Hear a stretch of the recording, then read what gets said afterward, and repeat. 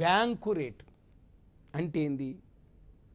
ఇది ఎట్లా ద్రవ్యోల్బణం కంట్రోల్ చేస్తుంది బ్యాంకు రేటు ద్వారా అంటే, ఇక్కడ మనం జనరల్గా ఆర్బిఐ వాణిజ్య బ్యాంకులు ప్లస్ ప్రజలు కొనుగోలు శక్తి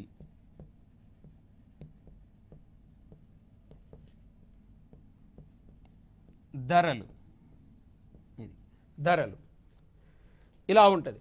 అంటే బ్యాంకు రేట్ అనే కాన్సెప్ట్ మనకు తెలవాలి. బ్యాంకు రేట్ అనే కాన్సెప్ట్ మనకు తెలవాలంటే బ్యాంకు రేట్ అంటే రిజర్వ్ బ్యాంకు నుండి వాణిజ్య బ్యాంకులు అప్పు తీసుకున్నందుకు చెల్లించే వడ్డీ రేటును బ్యాంకు రేట్ అంటాం. అంటే రిజర్వ్ బ్యాంకు నుండి వాణిజ్య బ్యాంకులు అప్పు తీసుకున్నందుకు వాణిజ్య బ్యాంకులు ఆర్బీఐకి చెల్లించే వడ్డీ రేటే బ్యాంకు రేట్.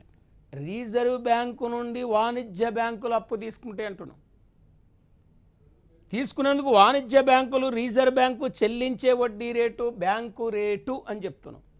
కాబట్టి ఇప్పుడు ద్రవ్యోల్బణం ఎకానమీలో ఉంది కాబట్టి, ద్రవ్యోల్బణం అంటే ధరలు పెరగటాన్ని ద్రవ్యోల్బణం ఉన్నాం కాబట్టి, ఈ ధరల పెరుగుదలను అరికట్టాలంటే రిజర్వ్ బ్యాంకు రేటును పెంచాలి ద్రవ్యోల్బణ కాలంలో. ఒక్కటే సింపుల్గా ద్రవ్యోల్బణ కాలంలో ఆర్బీఐ బ్యాంకు రేటును పెంచుతుంది, తగ్గిస్తుంది, స్థిరంగా ఉంచుతుంది. ఏది కాదంటే వాస్తవానికి పెంచాలి. అంటే రిజర్వ్ బ్యాంకు ద్రవ్యోల్బణ కాలంలో బ్యాంకు రేటును పెంచినప్పుడు ఈ రిజర్వ్ బ్యాంకు నుండి వాణిజ్య బ్యాంకులు తీసుకునే రుణాలు తగ్గిపోతాయి. వాణిజ్య బ్యాంకులు తీసుకునే అప్పులు తగ్గిపోయినప్పుడు వాణిజ్య బ్యాంకులు ప్రజలకిచ్చే రుణాలు తగ్గిపోతాయి. ప్రజలకిచ్చే రుణాలు తగ్గిపోయినప్పుడు ప్రజల్లో కొనుగోలు శక్తి తగ్గిపోతుంది. ప్రజల్లో కొనుగోలు శక్తి తగ్గిపోతుంది.